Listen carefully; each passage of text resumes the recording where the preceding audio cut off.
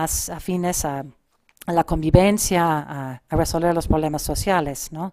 Entonces sí, yo creo que definitivamente es un problema que va mucho más allá de si les damos fondos o no les damos fondos, sino qué enfoque o cuál es nuestro concepto de qué es una educación y cuál es la importancia de una educación para una sociedad en su conjunto, ¿no?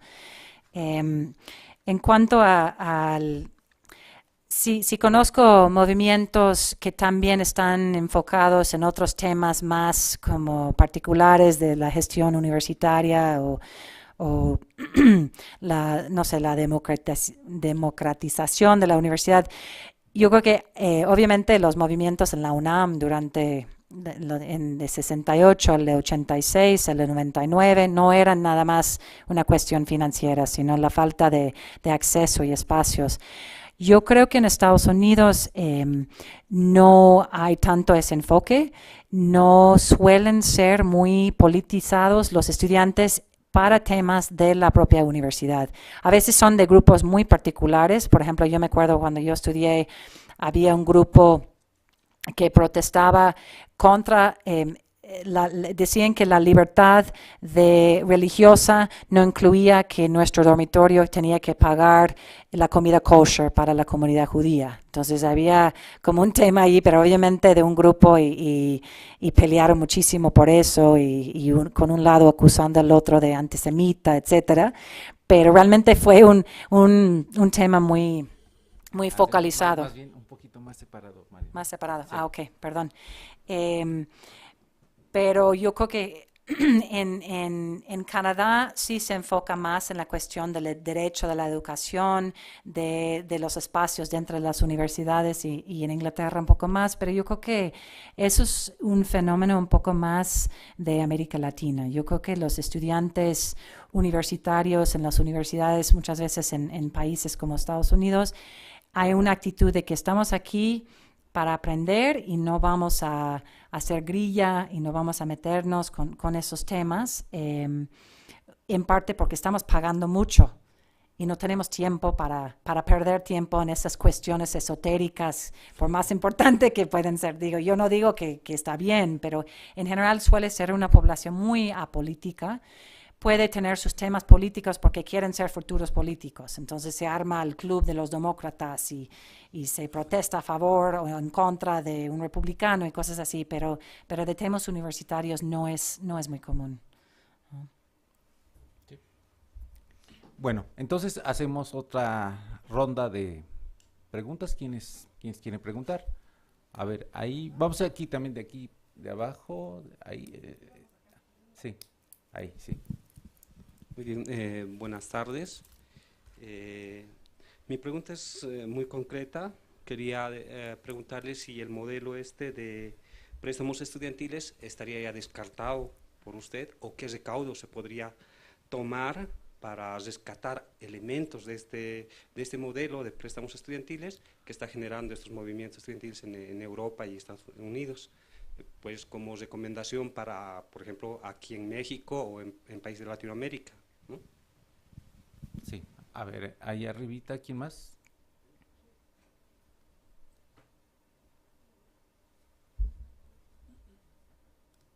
Bueno, la pregunta está vinculada con la última respuesta que planteaste. Iba en relación a, digamos, tú diagnosticaste, explicaste cuál es el problema y la situación, digamos, de crisis financiera de los estudiantes en las universidades. Y mencionaste, digamos, algunas propuestas que se han venido dando, por ejemplo, el no pago, etcétera, ¿no? Mi pregunta es si hay algún tipo de organización. Yo sé que esto, digamos, lo dijiste bien, es un tema más como de la perspectiva latinoamericana, tal vez por una cuestión de cultura, no cuesta trabajo entenderlo. Y también mencionaste, digamos, la vinculación un tanto del movimiento de Occupy Wall Street con algunos temas que tienen que ver con las deudas. Y mi pregunta va en relación, porque digamos, yo me pregunto si se llegara a resolver una de las demandas de los estudiantes con deudas, que es la condonación o el rescate de sus deudas, digamos, ese sería como el horizonte, ya, porque de alguna manera si se resolviera eso, volvería otra vez los estudiantes a endeudarse y entonces habría otro rescate, etcétera, etcétera. En ese sentido, si tienen algún horizonte, alguna perspectiva, alguna alternativa que estén construyendo, digo, ya lo mencionaste un poco tu respuesta anterior, pero digamos ya lo planteaste en términos también de que tienen relación con otros movimientos que sí están cuestionando tal vez el sistema económico o el sistema social como ocupe. ¿Alguna otra para hacer esta ronda? A ver, aquí el profesor. A ver. Bueno, luego entonces en la siguiente ronda. Entonces, sí, maestra, adelante. Yo le quería preguntar, dado que este es un fenómeno que se describió en otras partes del mundo, no en México y no especialmente en América Latina, aunque se hizo alguna referencia. Le quería preguntar si, me imagino que hay expertos que han estudiado este asunto, si ellos se han hecho la pregunta y qué respuesta le dieron, ¿dónde está el asomo del neoliberalismo? ¿Es la cola del neoliberalismo o es el mismo neoliberalismo que está embistiendo por otras aristas? Gracias. A ver, entonces esa otra ronda y luego hacemos otra. Okay. Esa pregunta de qué hacer si yo estoy a favor o no, o si creo que hay que descartar completamente los préstamos estudiantiles, es una pregunta. Yo llevo, no sé, como 6 meses viendo este tema en mi columna y estudiándolo y la verdad es que no tengo la respuesta. Digo, obviamente me parece que un programa de préstamos que solamente va dirigido a un sector pequeño de la población con tasas de interés sumamente elevados, sí, definitivamente lo descartaría.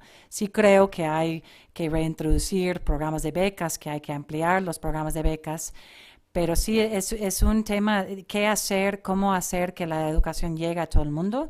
Digo, yo diría en Estados Unidos, si quitaron 2 semanas de los gastos de las tropas en Irak y Afganistán, yo creo que pagaría educación superior por una década, ¿no? Entonces yo creo que también es pues pensando esta cuestión del neoliberalismo, obviamente es un enfoque, es donde quieres poner tu dinero. Si tú piensas, y creo que es una cuestión ideológica, si tú crees que realmente el estudiante debe pagar su universidad, entonces vas a ver la forma en que lo pague, ¿no? De una forma más amable o menos, pero que lo pague. Si tú crees realmente que es un bien público, que yo sí fundamentalmente creo, vas a ver qué otras cosas puedes recortar para ampliar el sistema público de educación superior.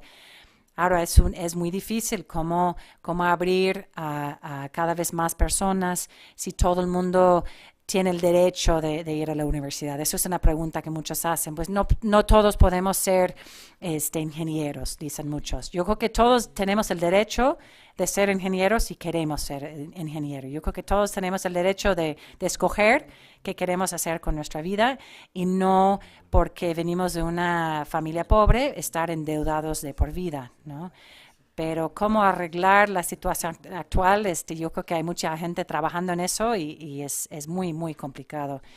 En cuanto a los horizontes del movimiento de esto de Coty Park, el que salió de Occupy Wall Street, ellos tienen como un pleito petitorio que antes tenía mi presentación, pero temí que iba a ser muy largo, que incluye, aparte de la condonación de la deuda, la cuestión de la gratuidad total en las universidades públicas. Y eso es lo que yo mencionaba, de que han hecho estudios de que realmente no costaría tanto, porque lo curioso de estos sistemas es que el gobierno termina poniendo mucho dinero, de todos modos.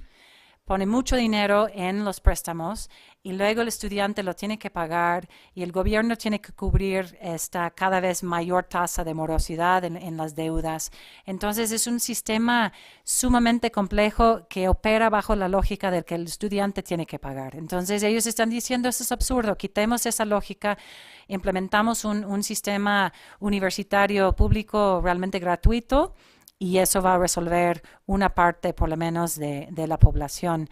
Pero no me da la impresión de que pues que tampoco tienen algo muy concreto, muy resuelto de cómo, entonces, qué hacer con la otra mitad de la población que actualmente va a universidades privadas o con fines de lucro, qué hacer con ellos. Vamos a hacer una universidad, un sistema público para todos.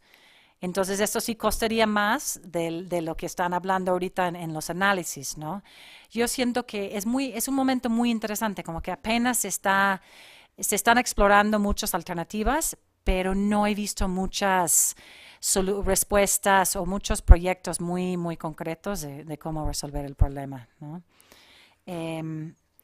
Y bueno, admito que no entendí muy bien la pregunta de si esto es la cola del neoliberalismo. No sé si podría explicar un poco más si eso es nada más una parte de o si es el neoliberalismo en esencia o... Porque se pidió Claro. poco uso del tiempo, ¿no?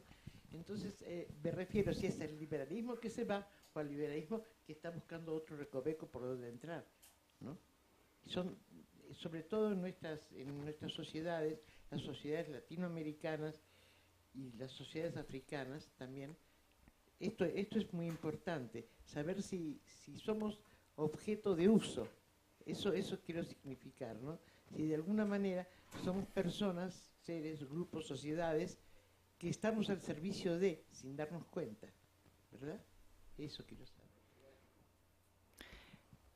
Yo no me gusta simplificar a veces las cosas. Yo creo que hay gente muy bien intencionada que piensa que esta es la única forma de dar acceso a la educación superior a millones de personas que no tienen acceso y que no van a tener acceso de otra forma.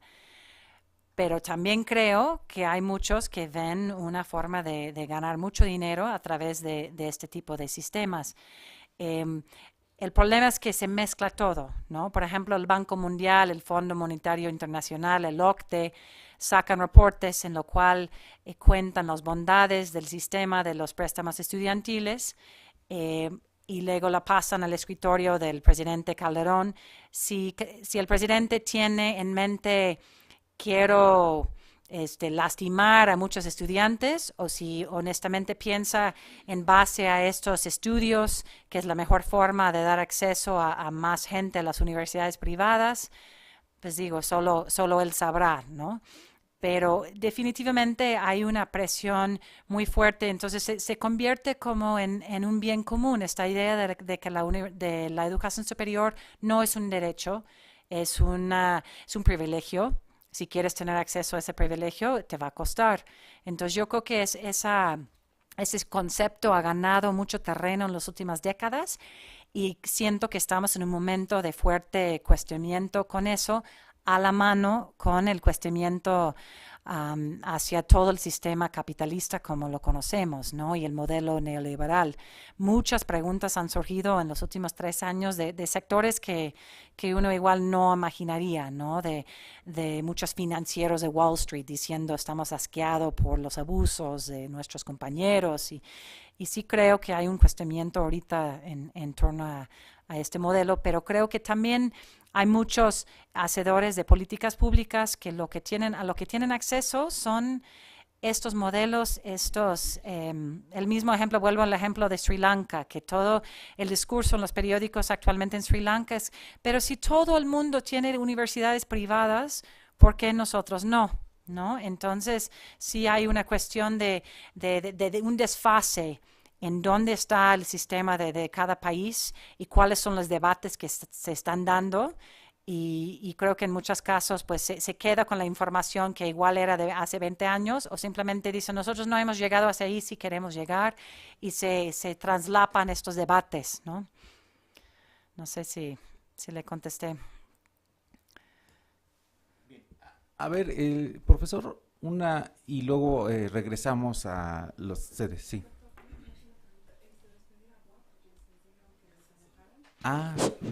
Bueno, los de la UAP les decimos hasta la próxima semana porque ellos ya tienen que retirarse de la sala donde están. Pero bueno, seguimos entonces, profesor, su pregunta, por favor. Si hace unos 4 años más o menos 2008-2009, en el New York Times recuerdo haber visto como 4 artículos en distintas fechas que hablaban de que a universidades como Harvard, como Berkeley, como Yale, otras parecidas, Stanford mismo y más, Princeton, recibían de sus egresados, siendo estos ya ejecutivos de empresas, recibían donaciones importantes, tanto como varios cientos de miles de dólares.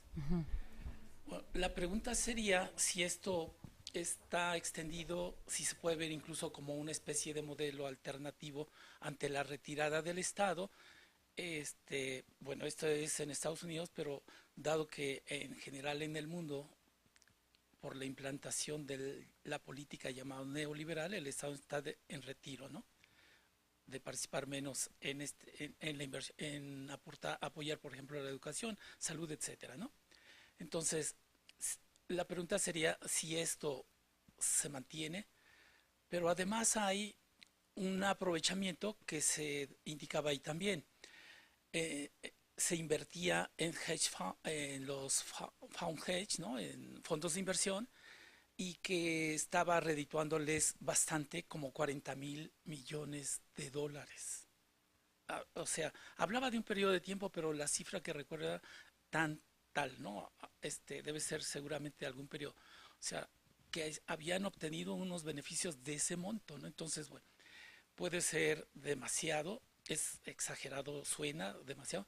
Ahora, también ahí se indicaba, bueno, ahí hay beneficios, hay esas donaciones, y que se podía contratar mejores profesores, aportar más para los préstamos o préstamos becas, ¿no?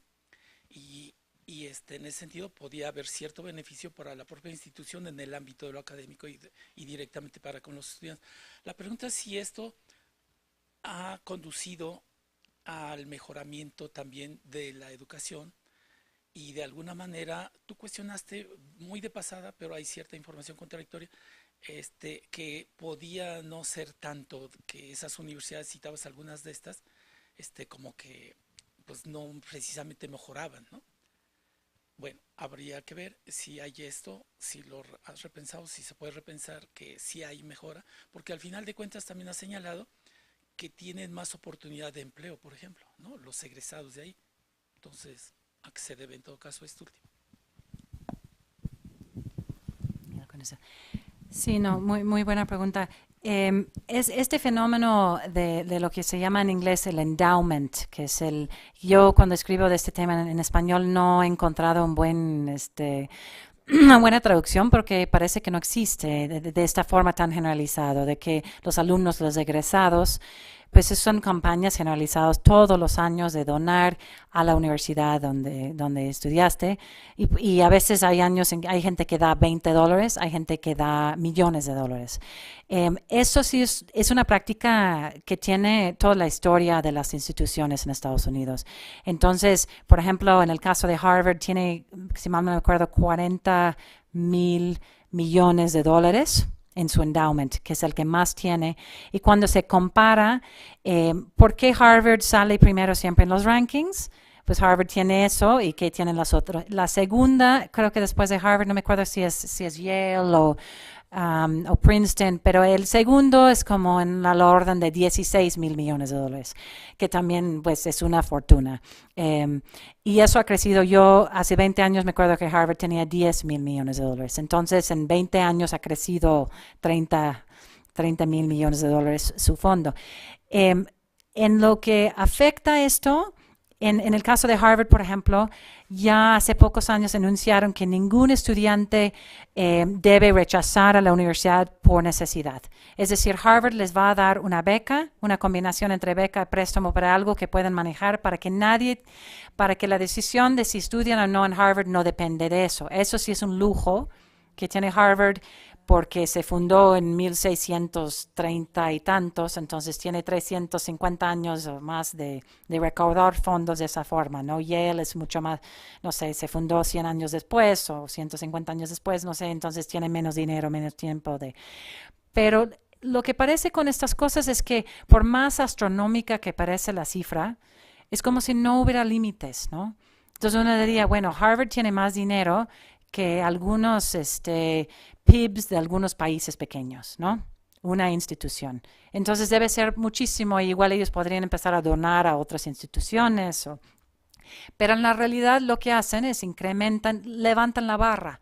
Vamos a tener más premios Nobel, vamos a tener, pero también vamos a tener, están ahorita en un proceso de renovar sus dormitorios, que ya de por sí son como una cosa, son como casas de Francisco Sosa aquí en México, no sé, son unas cosas hermosísimas, con chimenea, cada estudiante con su propio cuarto. Entonces van levantando los lujos que ofrecen a los estudiantes.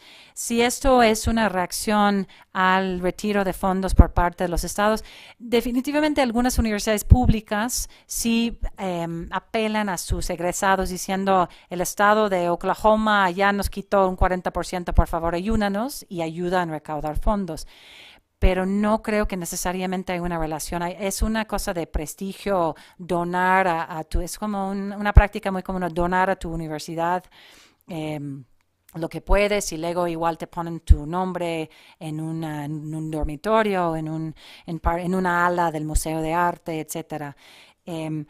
Yo no sé si eso haya mejorado la calidad de las universidades realmente. Yo creo que los egresados de Harvard y Yale y Princeton siempre han tenido mejores posibilidades de ganancias.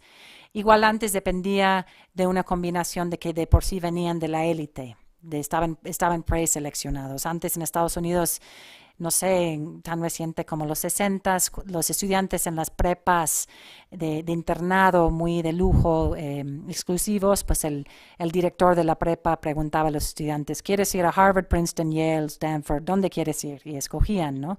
Hoy en día es más competitivo, pero yo creo que no sé, la situación relativa de tus futuras ganancias no necesariamente ha mejorado porque tienen más dinero estas instituciones, ¿no? A ver, tenemos una petición de la Universidad Autónoma del Estado de México que nos quieren hacer una pregunta. Vamos a darles oportunidad, ¿no? Para hacer un poco más equitativa la cuota de preguntas. Entonces, los del Estado de México, por favor, si tienen lista su pregunta, adelante. Sí, bueno, muchas gracias por la oportunidad y bueno, preguntar sobre que menciona las propuestas de estudiantes europeos en contra del aumento de estas cuotas o de este sistema, de esta forma de financiamiento y el endeudamiento que les implica. Y preguntaríamos qué pasa con las protestas en contra del proceso Bolonia, es decir, cómo podemos situar estas protestas no nada más necesariamente por las deudas o por el aumento de cuotas, sino también ya ligadas a un proyecto de educación, ¿no? Una manifestación en contra de una idea de educación.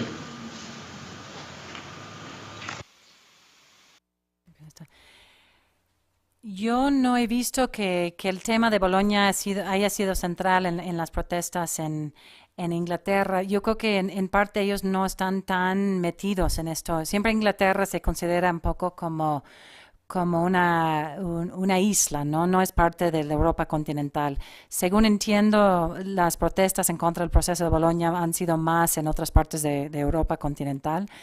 No he visto, pero no quiere decir que no existe, que haya un movimiento de tal magnitud en contra del proceso de Bolonia.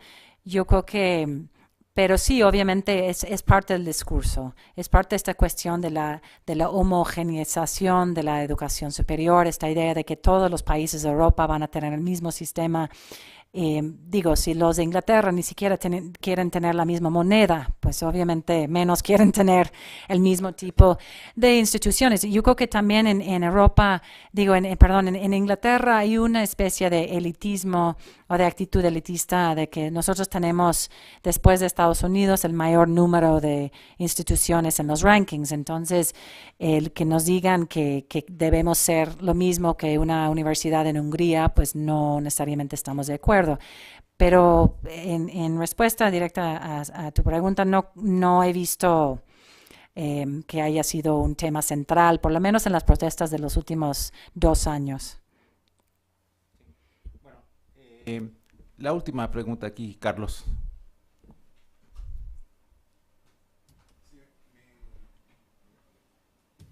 Ya. Sí, mi pregunta es con respecto justamente a si es que a través de las donaciones que hacen estos egresados reciben algún tipo de beneficio tributario, que es una cosa que sí existe tanto en Chile, de donde yo vengo, y acá en México.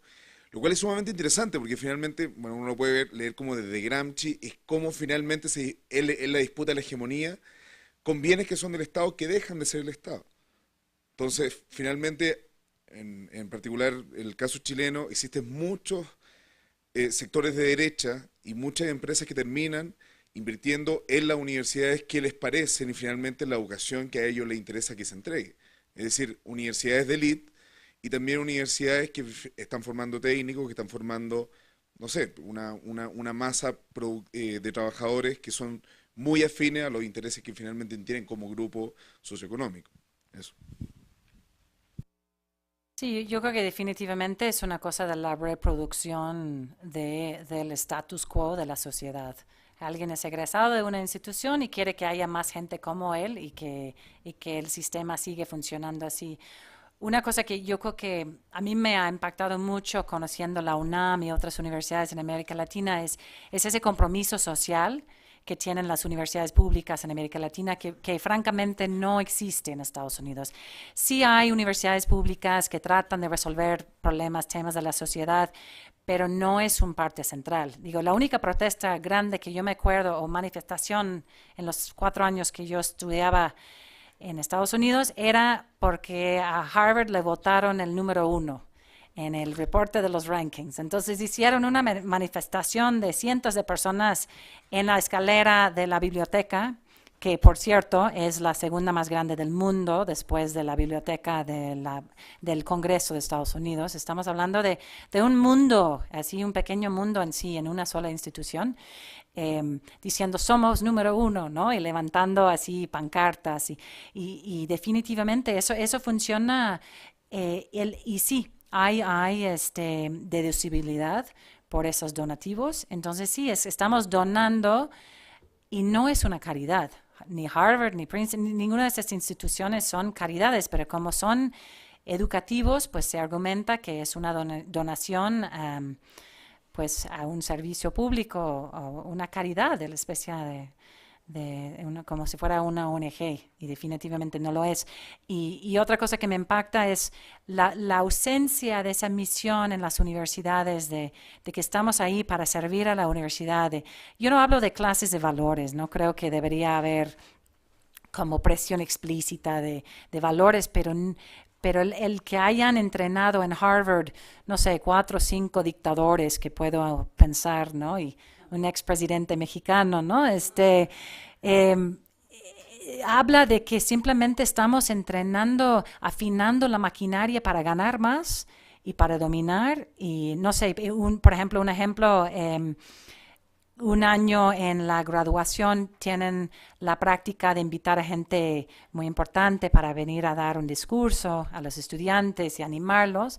Y a mí me tocó un año que vino Benazir Bhutto, que era la primera ministra de Pakistán, que había estudiado en Radcliffe cuando era todavía la parte femenina de Harvard. Y ella pues dio un discurso sobre la democracia y etcétera, y finalmente pues terminó siendo uno de los líderes pues más corruptos que ha tenido su país. Entonces, pues sí, yo creo que es lamentable que toda esta maquinaria económica va nada más dirigido hacia perpetuar la desigualdad, ¿no?, en la sociedad. Bueno, muchas gracias. Vamos a dar por terminada esta sesión tan interesante y bueno, despedirnos de quienes nos acompañaron en la Autónoma de Puebla, en la ESCA Santo Tomás, la Autónoma de Yucatán, el Estado de México y la FES Aragón. Y bueno, pues esperarlos el próximo viernes, donde tendremos a Roberto Rodríguez, que nos va a hablar sobre los movimientos estudiantiles en América Latina, particularmente Puerto Rico, Chile, Colombia y México. Bueno, buenas noches, nos vemos el próximo viernes. Gracias, Marion.